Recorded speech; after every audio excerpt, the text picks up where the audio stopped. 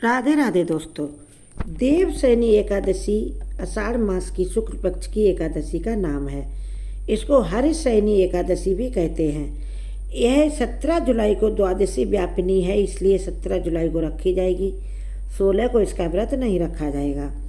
आइए जानते हैं इस एकादशी का क्या है पौराणिक महत्व तथा क्या है इसकी विशेष पूजा विधि और फिर मंत्र।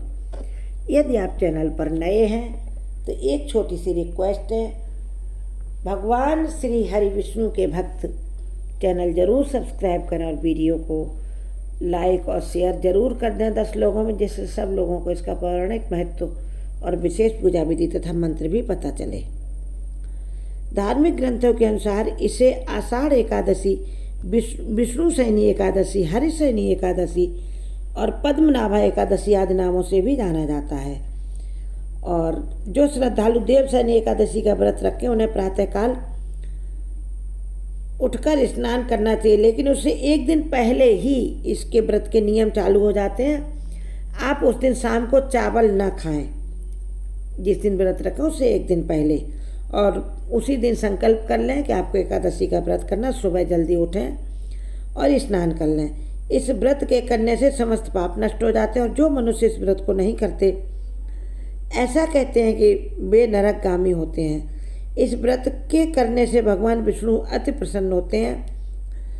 और आषाढ़ शुक्ल एकादशी से कार्तिक शुक्ल एकादशी तक का 4 माह का समय हरिशयन का काल समझा जाता है। इसलिए जो इस व्रत को करता है उस पर अगले 4 महीने तक भगवान विष्णु की कृपा बरसती रहती है। और वर्षा के इन 4 महीनों का संयुक्त नाम चातुर्मास है। इस दौरान जितने भी पर्व, व्रत, उपवास, साधना, आराधना जब तप किए जाते हैं उनका विशाल स्वरूप एक शब्द में चातुर्मासी कहलाता है। कलयुगी जीवों के उद्धार के लिए देवशयनी एकादशी का व्रत सभी व्रतों में उत्तम है, और इसीलिए भगवान विष्णु उसको अगले 4 महीने की एकादशियों का फल देकर सोते हैं। आगे जानते हैं इस व्रत की विशेष पूजा विधि। देवशयनी एकादशी का व्रत रखने वाले भक्तों को एक दिन पहले चावल ना खाने का नियम अपनाना चाहिए। और जिस दिन एकादशी है यानी 17 जुलाई को सुबह उठकर जल्दी से ब्रह्म मुहूर्त में उठें, स्नान कर लें, स्वच्छ वस्त्र पहने और अपने पूजा स्थल को एक दिन पहले ही साफ कर दें। उस दिन नहीं कर पाते तो सुबह स्नान करने से पहले साफ करें। भगवान विष्णु की प्रतिमा को आसन पर विराजमान करके भगवान का षोडशोपचार पूजन करना चाहिए। भगवान विष्णु को पीले वस्त्र अर्पित करें, पीले फूल चढ़ाएं, पीला चंदन लगाएं। उनके हाथों में शंख, चक्र, गदा और पद्म सुशोभित है, उनको नमन करें। भगवान विष्णु को पान, सुपारी और अर्पित करने के बाद धूप, दीप और पुष्प चढ़ाकर आरती उतारें। बाद में उन्हें नैवेद्य का भोग लगाएं, तो या खीर का भोग लगाएं या सफ़ेद मिठाई का भोग लगाएं। फिर भगवान को प्रसन्न करने के लिए उन्हें अंत में पान का बीड़ा भी दें, क्योंकि भगवान अब सुख से सोने के लिए जा रहे हैं 4 महीने के लिए, तो सोने से पहले उन्हें पान का बीड़ा भी आप रात को अर्पित करें। भगवान विष्णु को पान सुपारी जो देना है ना, तो सोने से थोड़े पहले दें रात को। और मंत्र स्पेशल है देवशयनी एकादशी का या हरिशयनी का। मंत्र है सुप्ते त्वय जगन्नाथ जगत सुप्तम भवेदिदम, विबुद्धे त्वय बुद्धम च जगत सर्वम चराचरम।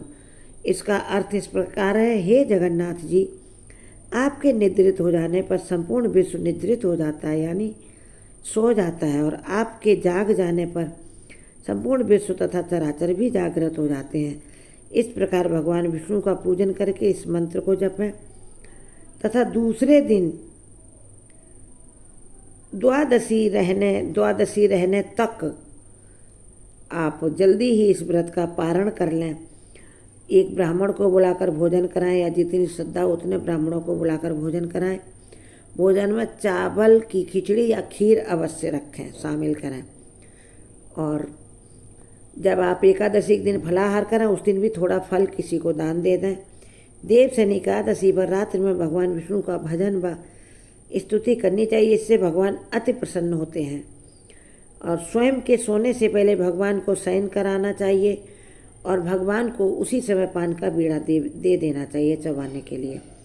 इस तरह पूजा अर्चन करने से श्री हरि की कृपा प्राप्त होती है। जब श्री हरि प्रसन्न हो जाते हैं तो माता लक्ष्मी उनके पीछे पीछे परछाई की तरह चली आती हैं और भगवान हरि की सेवा करने के लिए वो आपके पूजा घर में उपस्थित होती हैं। तो जब भगवान विष्णु प्रसन्न होंगे तो माता लक्ष्मी जरूर आएंगी और अपनी कृपा भी बरसाएंगी। इसलिए धन धान्य सुख संपत्ति हर चीज़ आपको मिलेगी। सिर्फ आप ध्यान रखें कि जो बताया गया उनका व्रत का नियमों का पालन करें। और अगले एक छोटे से वीडियो में हम आपको बताएंगे कि देवशनि एकादशी के दिन कौन से मंत्र को भगवान विष्णु को सुलाएं। यह मंत्र बोलकर अगर आपने भगवान को सुलाया तो आपके घर में सभी सुख जागृत हो जाएंगे। कमेंट बॉक्स में जय श्री हरि विष्णु, जय माता लक्ष्मी अवश्य लिखें तथा सुखी रहें।